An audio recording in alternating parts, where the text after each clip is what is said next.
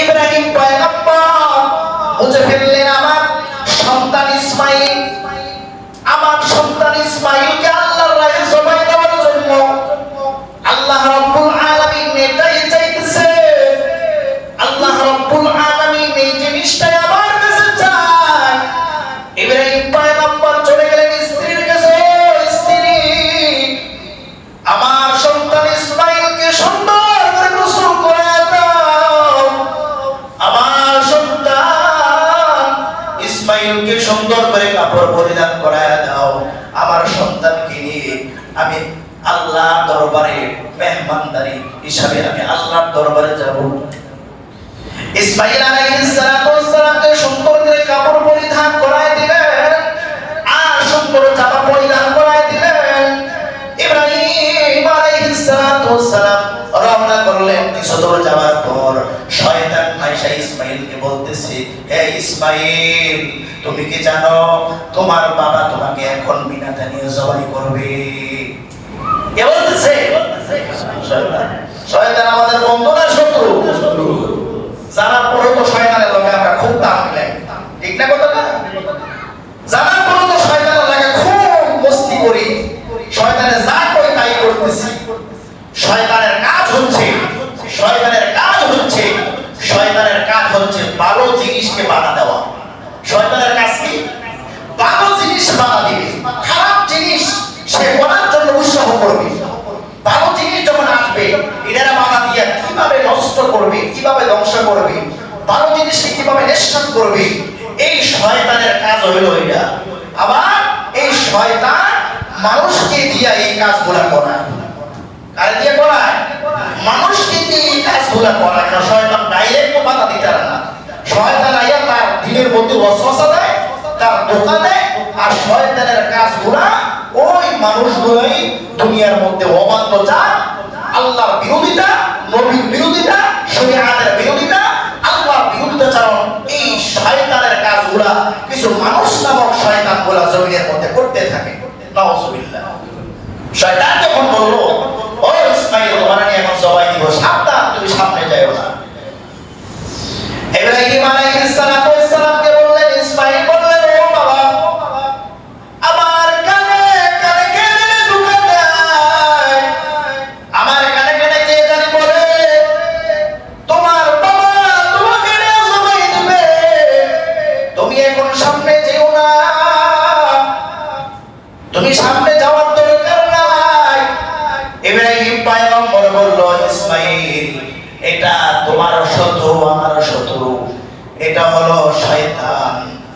শয়তান চাইতেছে আমার এবং তোমার মধ্যে একটা শত্রুতা পোষণ করে দেওয়া। ও ইসমাঈল, শয়তানকে পাথর মারো, পাথর মেরে শয়তানকে ধিক্কার জানাও। শয়তানকে ইসমাঈল আলাইহিস সালাম পাথর মারলেন। আল্লাহ রাব্বুল আলামিন কিয়ামত পর্যন্ত সমস্ত হাজিদের জন্য এটা নাসিব করে দিলেন। হাজী সাহেবরা যখন ওই হজ করতে যায় তখন ওই হাজী সাহেবরা পাথরও মারে, আবার জোতাও মারে। মারে কিনা? ওইখানে যাওয়ার পরে এমন আবেগ তৈরি হয়, শয়তানকে পাথরও মারে, আবার পায়ের জোতা খুললো, এই শয়তানকে জোতা মারতে থাকে। এটা দীক্ষা জানায়। শয়তান তো এই জায়গায় না, কিন্তু শয়তানকে ধোঁকা দিল। আল্লাহ রাব্বুল আলামিন এখানে স্মৃতিচারণ করেছে, ইতিহাস উম্মতের সামনে তুলে ধরেছে, নসিহত শিক্ষার জন্য। আল্লাহ রাব্বুল আলামিন বলেন যে তোমরাও হাজিরা ওখানে গিয়া শয়তানকে পাথর মেরে ধিক্কার জানাইলা। সে উম্মতে মুহাম্মদী মুমিনের চরম শত্রু আর দুশমন শয়তানকে ধিক্কার জানায়া শয়তানকে বেইজ্জতি করবা। হাজিরা ওখানে গিয়ে পাথর মারে। কথা ঠিক কিনা? ইব্রাহিম আলাইহিস সালাম কিছু দূর যাওয়ার পরে ইসমাঈল আলাইহিস সালামকে বলল, ও ইসমাঈল, তোমার সাথে একটু পরামর্শ করব। কি করব? পরামর্শ হলো আল্লাহ যে বিধানটা দিয়েছে সন্তানকে জবাই দেওয়া, এটা ছেলের সাথে একটু পরামর্শ করলে ভালো হবে। ছেলে যদি রাজি হয়ে যায় তাহলে কাজটা করতে সহজ। কাজটা করতে কি সহজ। ইব্রাহিম আলাইহিস সালাম বললেন, ফালাম্মা বালাগা মা'আস সা'য়া ক্বালা ইয়া বুনাইয়া ইন্নী আরা ফিল মানামি আন্নী আযবাহুকা ফানজুর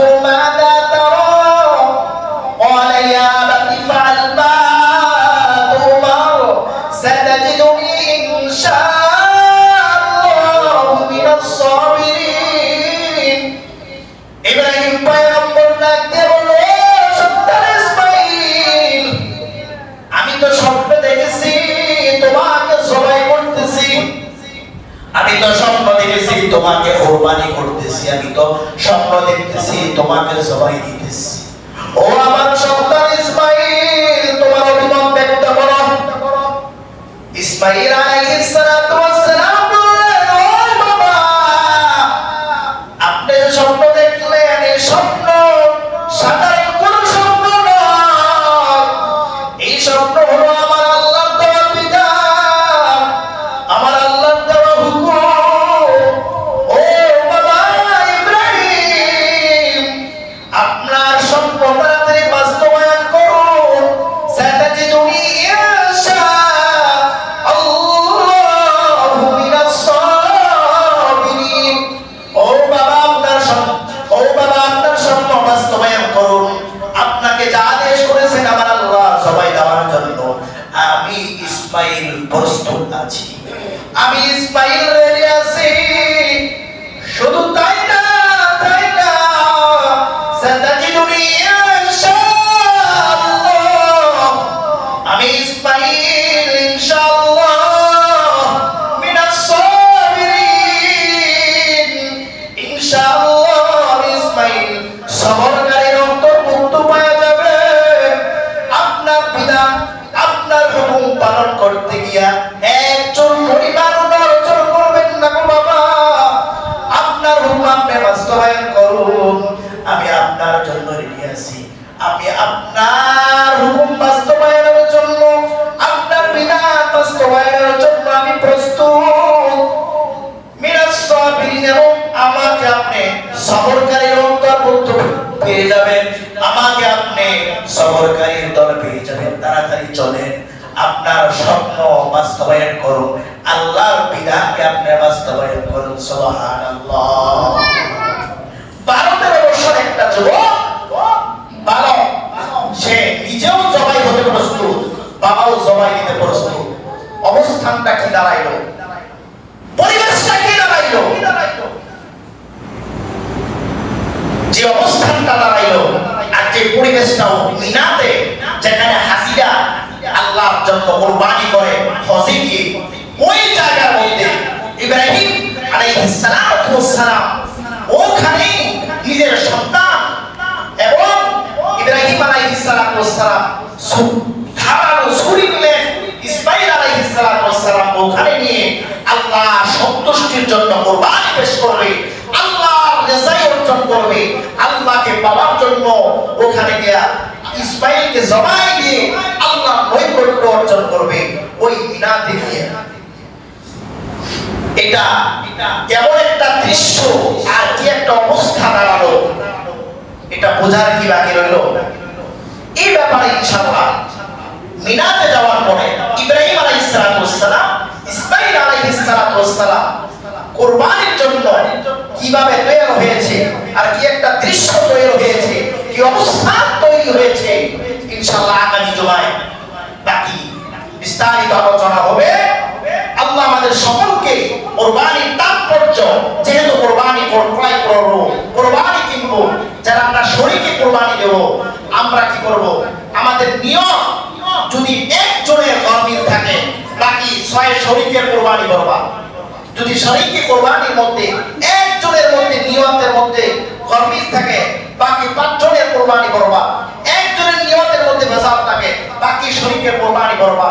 এইজন্য নিয়ত হলো 1 নাম্বার সহি করা, আল্লাহর জন্য কুরবানি ক্রয় করা, আল্লাহর জন্য কুরবানি কিনা, আল্লাহর জন্য কুরবানি পেশ করা 1 নাম্বার নিয়ত। 2 নাম্বার হালাল সম্পদ, হালাল মালের মাধ্যমে কুরবানি ক্রয় করা। এই 2টা জিনিস সামনে রেখে আল্লাহ আমাদের সকলকে সহিভাবে সুন্দরভাবে কুরবানি করার তৌফিক দান করুন। সবাই বলি আমিন।